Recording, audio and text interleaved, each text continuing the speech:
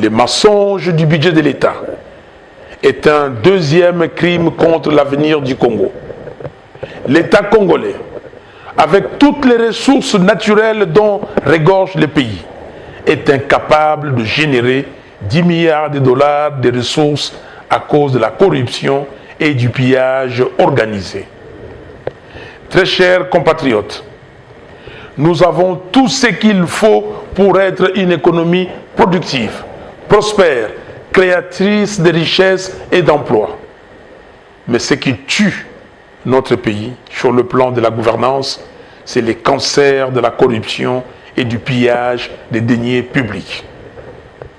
Ainsi, au nom du peuple, j'exige que toute la lumière soit faite sur toutes les affaires ténébreuses de corruption, notamment le projet Boukangalonzo, qui semble être la plus grande escroquerie d'État depuis la zaïanisation.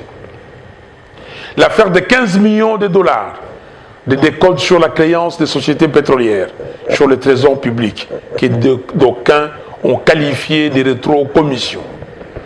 La sombre affaire de 200 millions de dollars, issue d'un prêt contracté auprès d'un individu sous sanction américaine. La gestion de 6 milliards de dollars du fameux contrat chinois. La gestion du projet hydroélectrique de Boussanga, dans la province de Lualaba, particulièrement sur le prêt de 328 millions de dollars accordé au gouvernement de la RDC par les groupements d'entreprises chinoises et le rôle de l'entreprise privée Congo Management dans les 10 projets. Les procédures de passation et financement des marchés relatifs aux travaux de 100 jours. Les 350 millions de dollars ayant trait au fonds Vautour FG Hémisphère, créancier de la RDC, disparu dans une banque à Hong Kong. Très chers compatriotes, il y a plus de 60 ans, Patrice Emery Lumumba avait demandé aux Congolais d'agir dans l'unité, de rester debout afin d'assurer la grandeur de notre pays et de léguer à la postérité l'amour de la liberté. Il nous le redit en ces jours.